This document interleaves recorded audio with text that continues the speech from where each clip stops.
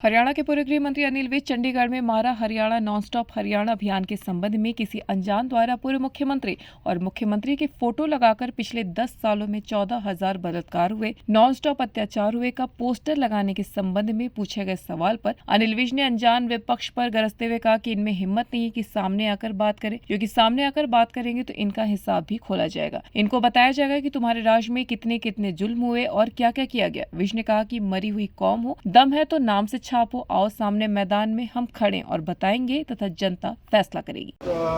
और उसमें लिखा जो हरियाणा का कैंपेन चल रहा है बीजेपी का कि नॉन स्टॉप हरियाणा हमारा हरियाणा, उसमें नीचे मुख्यमंत्री के पूर्व मुख्यमंत्री की फोटो लगाकर लिखा गया कि 14,000 बलात्कार 10 साल में हुए, ये भी नॉन स्टॉप अत्याचार महिलाओं पर, इस तरीके से लिखा गया। तो इसको कैसे देखते हैं? वो उसका कोई क्लेम भी नहीं कर रहा पोस्टर लगाए किसी।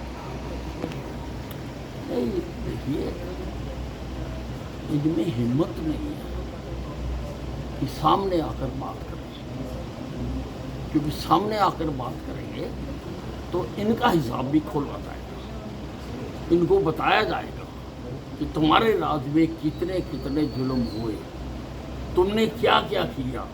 तुम्हारी माँ ने दूध पिया है तो अपने नाम से छापो, नाम से छापो, बताएंगे कि तुमने क्या क्या किया, कहाँ कहाँ तुमने गोली चलाई, कहाँ कहाँ तुमने लाठीचार्ज किया, सब कुछ बताएंगे। हम खामोश क्यों रहेंगे? ये चुपके चुपके चुपके चुपके तुम्हारे में दम नहीं है? मरी हुई कौम हो, दम है तो नाम से छपो, आओ सामने मैदान में, हम तो खड़े हैं, बताएंगे, जनता फैसला करेगी।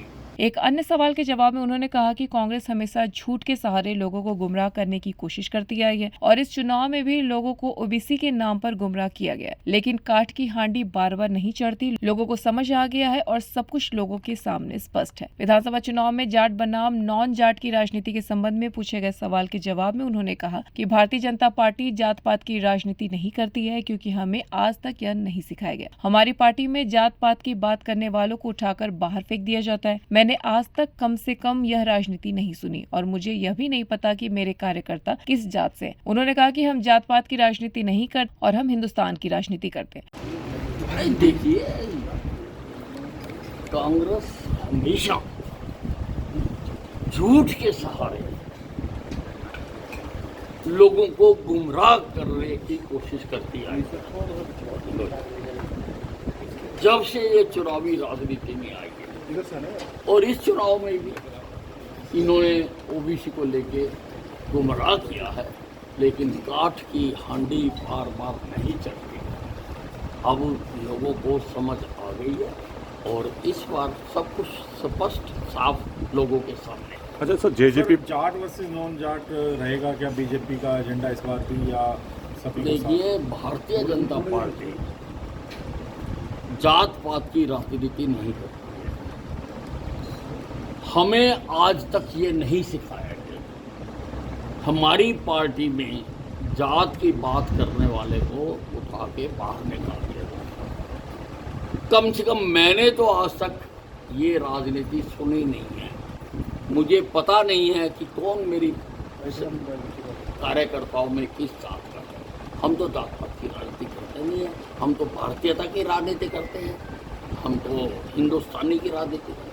तो ये आप मानते हैं कि वहीं उन्होंने पत्रकारों से संवाद स्थापित करते हुए कहा कि कांग्रेस के डीएनए में इस देश को टुकड़े टुकड़े में बांटना शामिल है। आप इनका पूरा इतिहास देखो। पहले इन्होंने हिंदू और मुसलमानों के रूप में देश को 1947 में बांटा और 10 लाख लोगों की हत्या करवाई। उन्होंने कहा कि आजादी के एजेंडे में कहीं भी देश के बंटवारे की बात नहीं थी और कांग्रेस ने देश को बंटवाया तथा लोगों को मरवाया और बेघर करवाया। वहीं विधानसभा चुनाव में कांग्रेस के नेताओं की अपनी अपनी दावेदारी को लेकर पूछे गए सवाल के जवाब में उन्होंने कहा कि कांग्रेस टुकड़ों टुकड़ों में बटी हुई है और टुकड़ों टुकड़ों में ही बट जाएगी। कांग्रेस नाम की कोई पार्टी नहीं है और हर आदमी अलग अलग दावे पेश कर रहा है। इसी के साथ अनिल विज ने कहा कि कांग्रेस के नेता कागज की नाव बनाकर दरिया पार करना चाहते हैं। कागज की नाव से दरिया पार नहीं किया जा सकता और ये बीच में ही डूब जाएंगे। जेजेपी पार्टी की नजर अन्य पार्टी के बागियों पर है। इसके संबंध में पूछे गए सवाल के जवाब में अनिल विज ने कहा कि कांग्रेस में क्या होगा ये तो भगवान भी नहीं जानता, लेकिन भाजपा का कोई भी बागी नहीं है। भाजपा में सब विचारधारा के कारण लोग जुड़े हुए हैं। धूप हो या छांव, गर्मी हो या सर्दी, हमारे लोग जुड़े रहते हैं क्योंकि हम विचारधारा के कारण जुड़े हैं। हमारे लोग हर हाल में पार्टी के साथ जुड़े रहते हैं और ऐसे नहीं कि सरकार आ गई